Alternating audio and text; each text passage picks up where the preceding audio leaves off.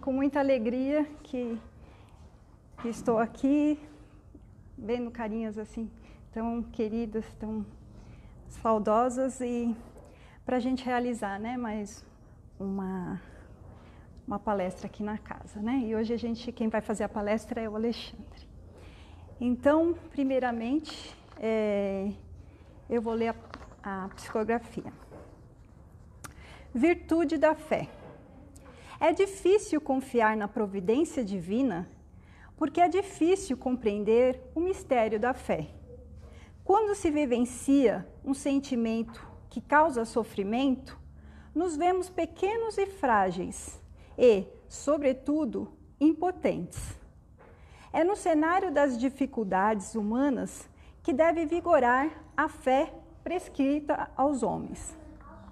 Parece que ouço Jesus: ó, homens de pouca fé.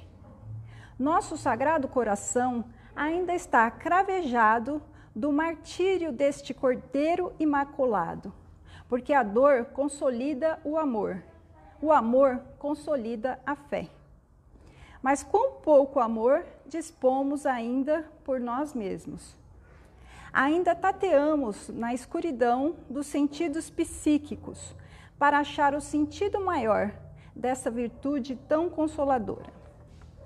Aclarai nossa mente, ó Pai, dai-nos a dimensão gigante, dominante, da profunda experiência do Filho que comunga a sua vida com a virtude divina da fé.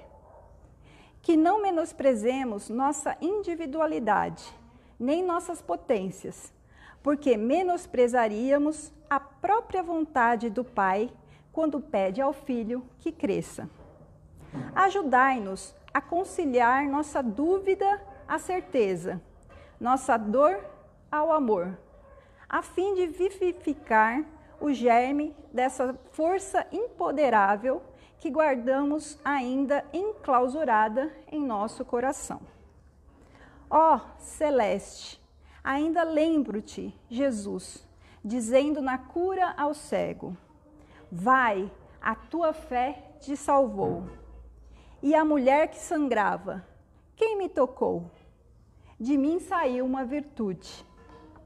Possamos transformar a dolorosa incerteza na fé que instaura a tranquilidade, mesmo no mar bravio ou na tempestade, posto que pensar em ti é já estar contigo. Essa mensagem foi psicografada aqui na casa no dia 5 de outubro de 2021. Bom, então agora vamos fazer a nossa prece.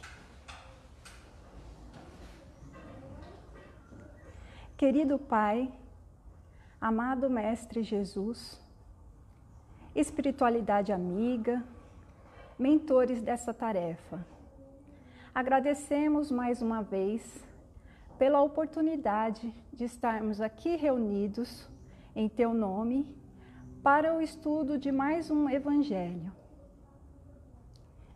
Que o palestrante da noite, o Alexandre, possa ser inspirado para que possamos, ouvindo-lhe as palavras, aprender e querer de fato aplicar essas lições em nossas vidas, no nosso dia a dia, procurando sempre sermos pessoas melhores em pensamentos, palavras e ações. Que assim seja, graças a Deus.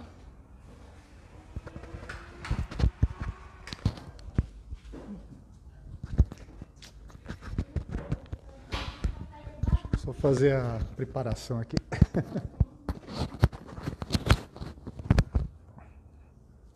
Tirar a máscara. Boa noite a todos. Obrigado por terem vindo, né? O tema de hoje, né, que eu passei aqui para nossa amiga Marcela, né? Porque a Marcela, ela sempre pergunta assim, qual que é o tema, né, para a gente fazer a divulgação. Aí eu falei, o tema vai ser o juízo final, né?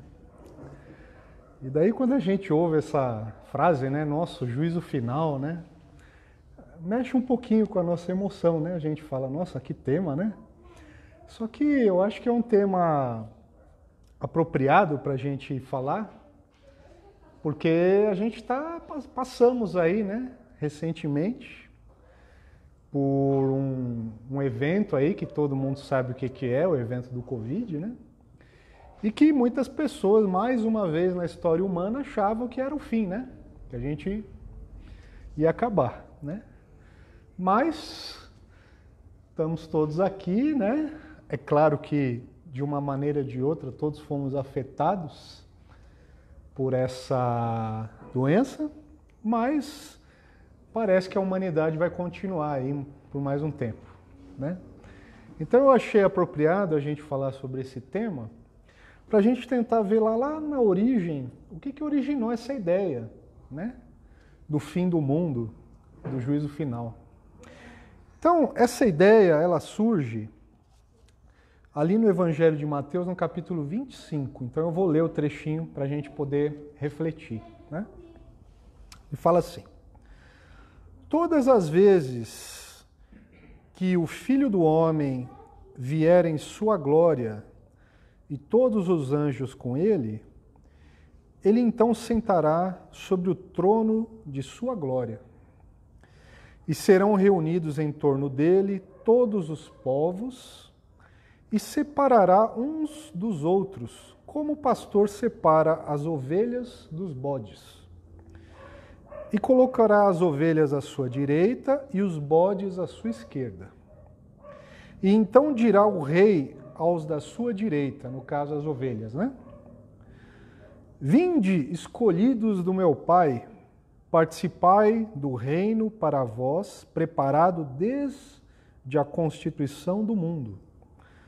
Pois eu tive fome e me alimentastes, sede e me fizestes beber, era estrangeiro e me recebestes. Estava nu e me vestiste, doente e me visitastes, estava preso e me viestes ver. E então lhe perguntarão os justos, que são os que ficaram à direita, né? Dizendo: Senhor, quando te vimos faminto e te alimentamos, ou sedento e te demos de beber? Quando te vimos estrangeiro e te recebemos, ou nu e te vestimos? E quando te vimos doente ou na prisão e te visitamos? E respondendo, Jesus lhes dirá: em verdade eu vos digo, quando fizestes a um destes meus irmãos mais pequeninos, a mim é que fizeste. Então Jesus dirá também aos da esquerda, né, que no caso são os bodes: afastai-vos de mim, infelizes, para o fogo eterno, destinado ao diabo e seus mensageiros. Pois eu tive fome e não me alimentaste, tive sede e não me deste de beber, era estrangeiro e não me recebeste, estava nu e não me vestiste, doente, preso e não me visitastes. Então, perguntando também eles, dirão: Senhor, quando te vimos faminto, sedento, estrangeiro ou nu, ou doente ou preso, e não te servimos? Então Jesus lhes responderá, dizendo: em verdade eu vos digo, quando não fizeste a um destes mais pequeninos, nem a mim fizeste. E irão estes para o castigo, e os justos para a vida eterna. Então você vê, essa passagem do Evangelho, ela originou toda uma mitologia, né, que foi retratada em inúmeras obras de arte, inúmeras pinturas, né, livros, que ficou conhecido depois como o juízo final. O que foi concluído dessa passagem? Que vai vir um dia, Jesus vai retornar, e daí ele não vai retornar mais como ele veio, mas retornará em sua glória, né? Vai sentar num trono, e daí ele vai separar os bons à direita, os maus à esquerda, os bons vão para o céu, e os da esquerda vão para o inferno. E isso, né, essa conclusão, ela acompanhou a humanidade, ou pelo menos o mundo cristão, durante séculos e séculos. E segue até hoje, né? Quando a gente pensa em juízo final, a gente pensa nisso, né? Ah, vai acabar o mundo, né? Os bons vão para o céu, os maus vão para o inferno, né? Em resumo. Até é uma coisa muito interessante se a gente ver lá no Google, entrar lá na Capela Sistina, né? Capela Sistina é aquele local onde os cardeais, né, da Igreja Católica se reúnem para escolher o próximo Papa. Tem um painel lá, pintado por Michelangelo, que retrata o juízo final, né? Quem tiver interesse pode procurar no Google depois. Tem Jesus, aí à direita, que seria a esquerda, né, de Jesus, que seria a nossa direita, tá lá os maus sendo levados, aí tem os demônios com os tridentes e tal. E à direita tem os bons sendo levados pelos anjos, né? Então, é uma pintura maravilhosa, tem uma altura assim, né, vários andares de um prédio. E além, né, de ser retratado em tantas obras de arte, pinturas, esse fato, se criou até uma linha filosófica, né, uma linha da filosofia chamada escatologia, que é o ramo lá da filosofia que estuda o fim do mundo, né? Apoiado nessa passagem também no livro das Revelações, né, que a gente conhece popularmente como Apocalipse, né, que é super simbólico, né, que conta lá o fim do mundo.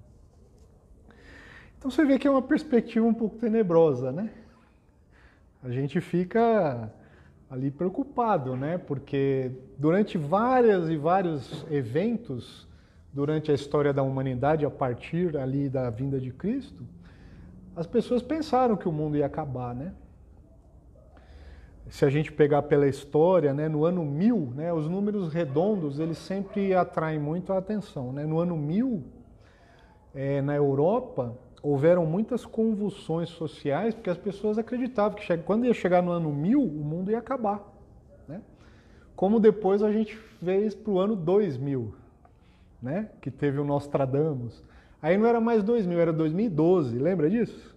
Porque acharam lá no calendário maia que o calendário deles acabava em 2012. Aí o pessoal falou, não, então o mundo vai acabar em 2012, porque depois de 2012 não continuava o calendário, né? Tiveram vários filmes, né, sobre isso. Então, a gente ao mesmo tempo fica com medo, mas a gente gosta desse assunto, né? A gente é atraído por ele, a gente gosta de pensar. Tanto é que esses filmes que retratam o fim do mundo, né, eles fazem muito sucesso, né? Apocalipse zumbi, né? As pessoas viram zumbis lá, começam a atacar as outras, aí o mundo acaba, né? Ah, vai bater um meteoro na Terra, né?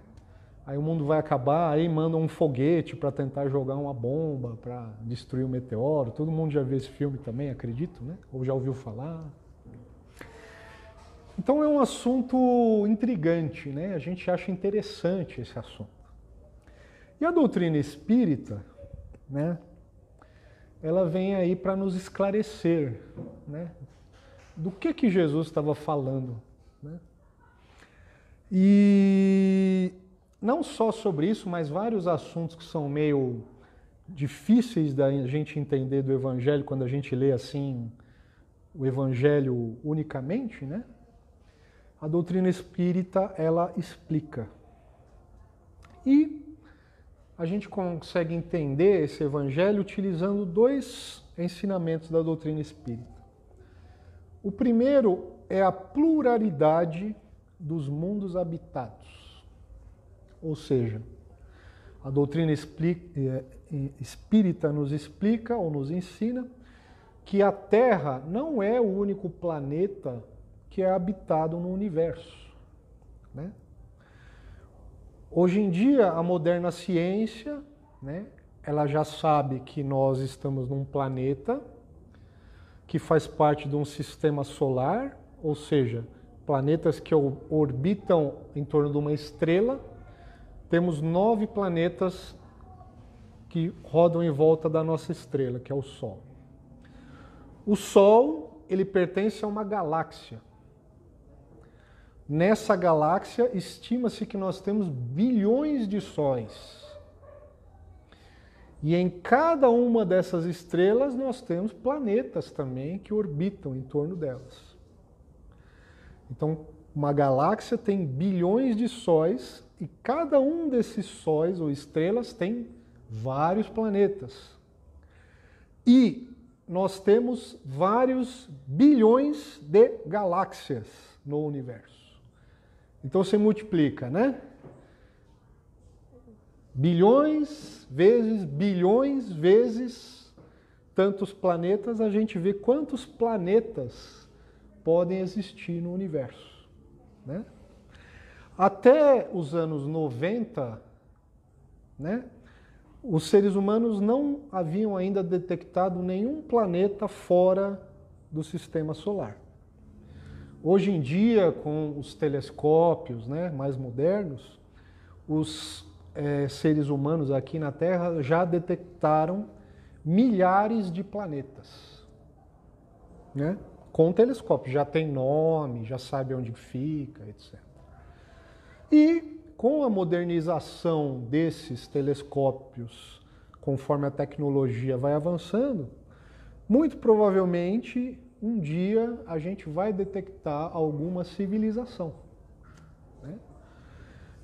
Embora nós espíritas já saibamos disso desde o século XIX, né? Então você vê, Kardec escreveu ou compilou o Livro dos Espíritos em 1800, nos anos 60 do século XIX, e ele já falava que existiam muitos planetas quando a gente não tinha nem detectado, né? Então essa é uma informação que a gente usa para entender o Evangelho, esse Evangelho que a gente lê. A outra informação é uma lei que a doutrina espírita nos dá, chamada lei de causa e efeito, né? Essa lei diz o quê? O que nós fazemos tem efeito no nosso futuro, né? Popularmente, o que a gente plantar, nós vamos colher. Se eu tive uma vida de bondade, abnegação, caridade, amor ao próximo, o meu futuro vai ser bom. Se eu tive uma vida de egoísmo, orgulho, maldade, desamor ao próximo, o meu futuro não será bom. Essa é a lei de causa e efeito. Então você vê que essa lei de causa e efeito, ela tem predominância numa pessoa, numa família, numa cidade, num país e até um planeta inteiro, né? O que esse Evangelho descreve, segundo a doutrina espírita, é simplesmente o futuro da Terra quando nós passarmos de fase, quando a gente mudar o patamar evolutivo do próprio planeta, né? Kardec, no próprio Livro dos Espíritos, já havia dado uma classificação didática, né, para nós. Então ele classifica os mundos em mundos primitivos, mundos de provas e expiações, de regeneração, superiores e celestes. E nós, né, ele fala no livro, não é que ele fala, os espíritos revelam para ele, que a Terra é um planeta de provas e expiações. Então, os espíritos que habitam aqui o planeta, eles são espíritos que têm uma vibração de acordo com esse patamar evolutivo, ou seja, nós estamos aqui passando por provas e expiações. Quando nós, no planeta, nos educarmos mais evangelicamente, desenvolvermos o amor ao próximo, a caridade, diminuirmos o orgulho, o egoísmo, a Terra naturalmente irá subir de patamar e de um planeta de provas e expiações nós iremos nos tornar um planeta de regeneração. Né? Então é simplesmente isso a explicação. E daí o que vai acontecer? Né? Os espíritos que estão aqui no planeta, cujo espírito, né, cuja vibração ou luz ou, né, qualquer outra referência, ou seja, cujo nível de bondade não for o contrário, cujo nível de vibração não for mais compatível com o planeta, eles deverão deixar o planeta e ir para um planeta mais adequado para o seu próprio nível. Então vamos dar um exemplo, né? Vamos supor que a gente está aqui numa escola, né? E a nossa escola, ela dá aulas de primeira até a quarta série, por exemplo. É que agora não é mais quarta, né? Na minha época era a quarta série, mas agora tem outros mais. Primeira a quarta série, né?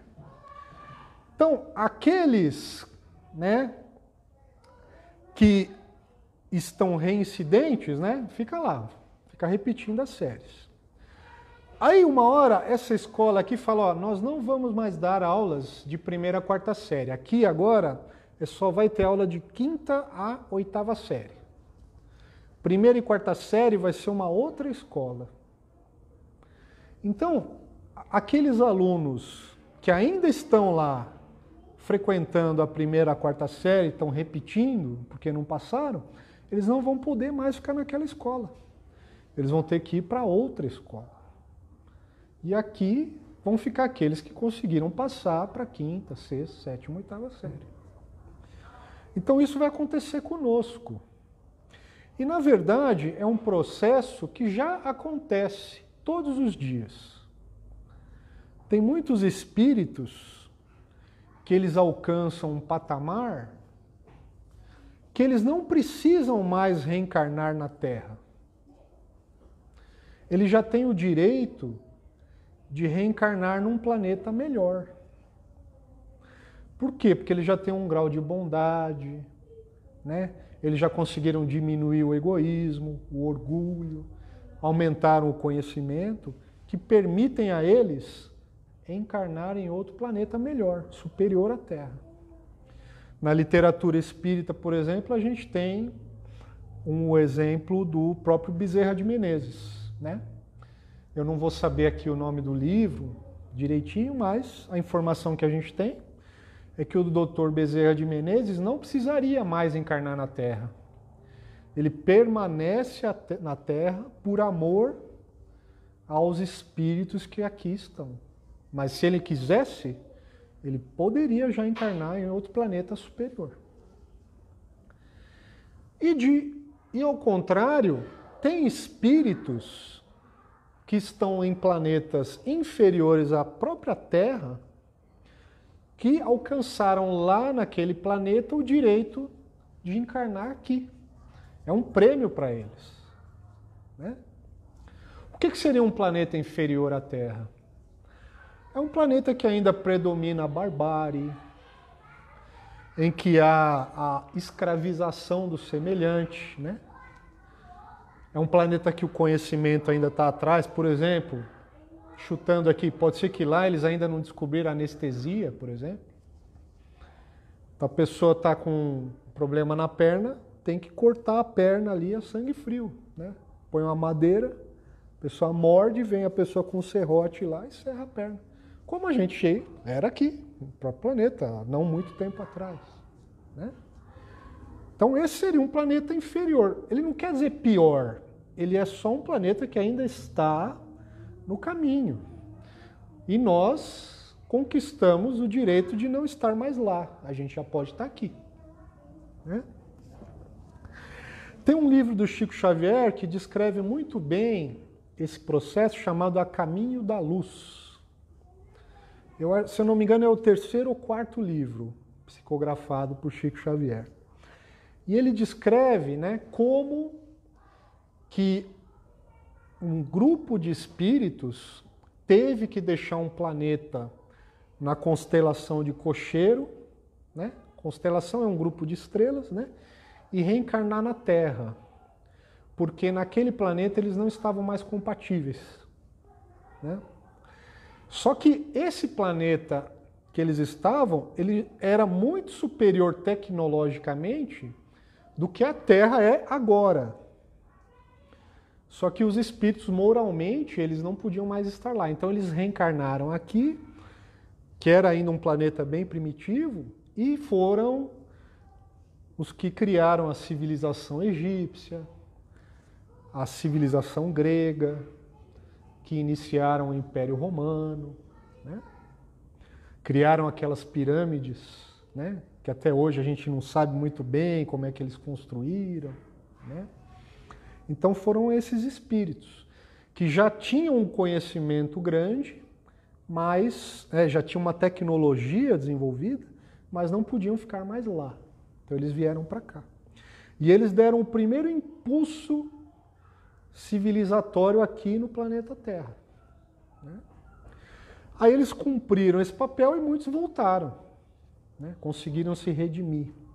Então nesse livro, A Caminho da Luz, é muito bem explicado como isso é feito.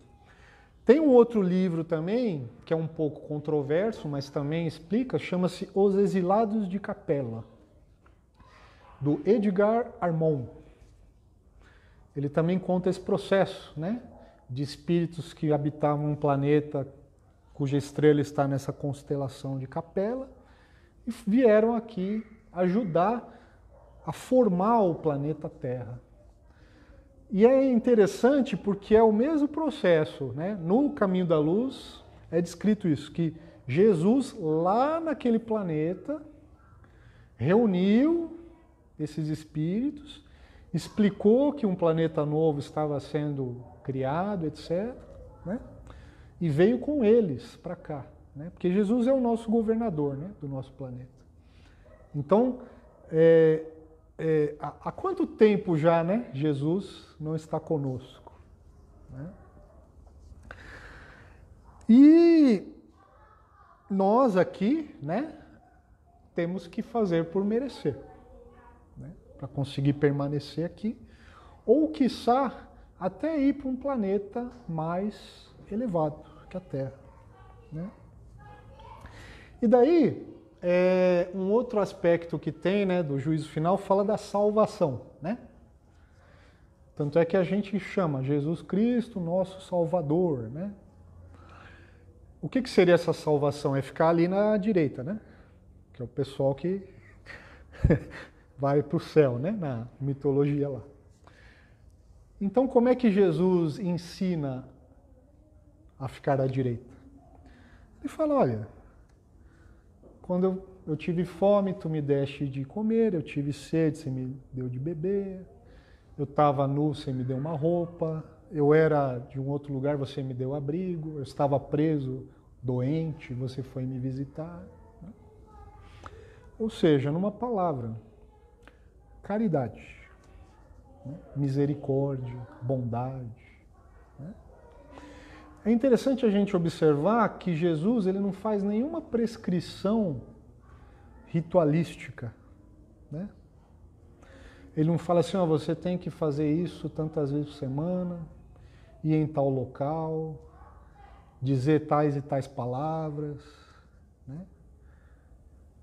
Ele não faz nenhuma dessas recomendações que as religiões prescrevem, né? Ele fala só que nós temos que praticar a caridade, né? Então, essa salvação, né, ela não tem vinculação com nenhuma instituição organizada, nenhum ato ritualístico, nenhuma denominação religiosa, né? Nenhum fato de, você não pode fazer isso, não pode fazer aquilo, Não. É só a prática da caridade. Porque senão, Jesus e Deus estaria discriminando seus filhos, né? Porque, esse aqui, ele não faz nenhuma oração para mim durante a semana. Esse aqui faz 2, o outro faz 3. Esse que faz 3, então é melhor, está na frente. Tal pessoa frequenta o centro espírita 4 vezes por semana. Bom, então ele é melhor, porque aquele ali vai só uma. Pô, tem sentido isso? E as pessoas que nem conhecem Jesus, como é que elas fazem? Elas já estão automaticamente condenadas? Porque tem países que não é permitido, né, ler sobre Cristo, falar sobre Ele. Não é permitido, não pode. E a pessoa nasceu ali, então ela já está condenada só por isso? Então você vê que a salvação ela está vinculada a um ato pessoal, a uma ação nossa, né? E a ação é que é o difícil, né? Porque nós falamos geralmente, não faça nada para ninguém que você não gostaria que fizesse para você, né? Que na verdade, nós aqui no planeta, na nossa maioria, a gente faz para os outros aquilo que não gostaria que fizesse para a gente. Esse é o normal, né? Então, quer dizer, você já não fazer aquilo que não gostaria que fizesse para você já é um avanço. Mas não é o suficiente. Porque daí eu podia ficar sentado em casa assistindo televisão, né? Eu não vou fazer mal para ninguém. Fico ali sentado. Hoje em dia a gente tem internet, eu posso ficar o dia inteiro assistindo televisão. Peço comida pelo celular, tal, não saio do apartamento, não faço mal para ninguém. Estou salvo? Não. Porque o que Jesus prescreve é fazer aquilo que eu gostaria que fizessem para mim e para os outros. É muito mais difícil, não é? Porque a gente não fazer mal para ninguém é fácil, né? Vive isolado ali. Mas eu ir e fazer, aí... Tanto é que as pessoas que fazem isso, elas ficam célebres. São Francisco de Assis, Irmã Dulce, né? Madre Teresa de Calcutá, Chico Xavier, do nosso lado aqui espírita, Bezerra de Menezes. Porque é tão raro alguém que faz isso que eles ficam famosos. Eles falam, nossa, olha, ele está fazendo lá ele se sacrifica pelos outros. Nossa, que diferente, né? Aí a gente já acaba conhecendo a pessoa, sabendo quem é, né? Então, na verdade, a gente tem que ter essas pessoas como modelo. É claro que tem muitos anônimos maravilhosos, né?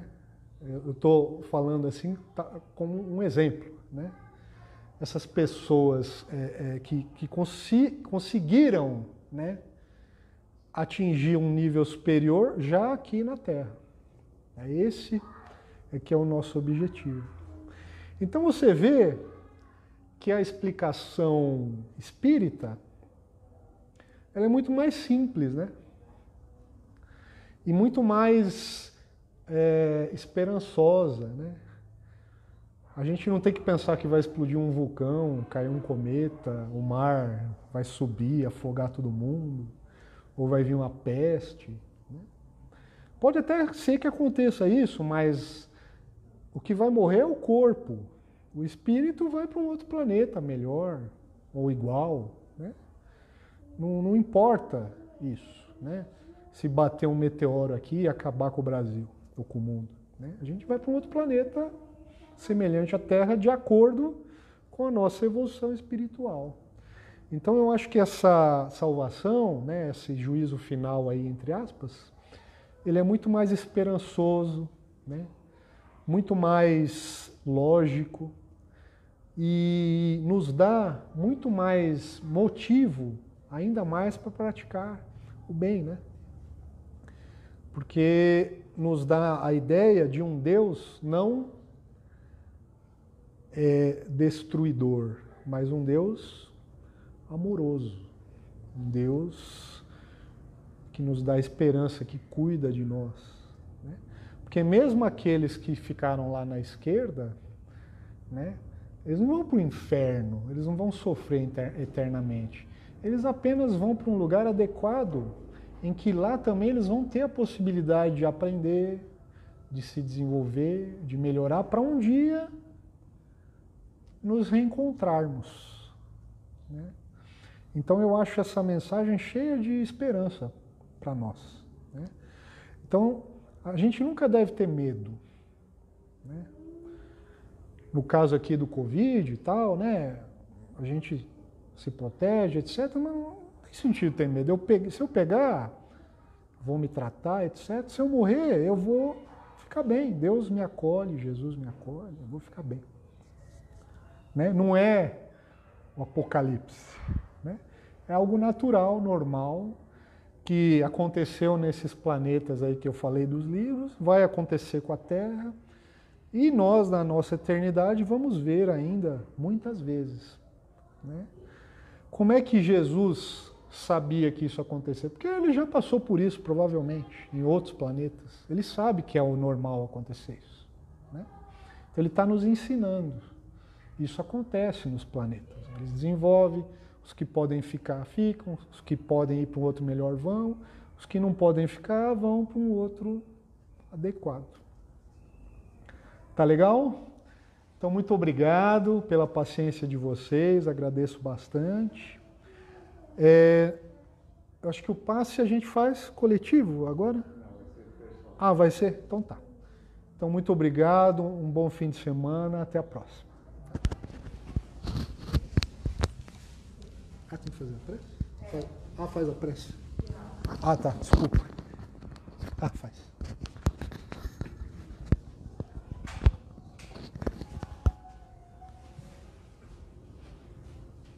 E agora, agradecidos e alimentados pela palavra do Cristo, gostaríamos de encaminhar as nossas melhores vibrações para todos aqueles irmãos em sofrimento, seja por doença no corpo físico, no corpo mental ou mesmo no espírito.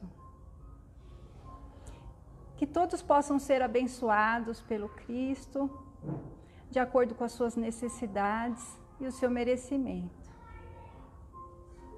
E que possamos levar essa paz e todas as bênçãos para o nosso lar e distribuir para todos aqueles com quem convivemos em nossa casa, no trabalho, durante mais essa semana. Que assim seja, graças a Deus.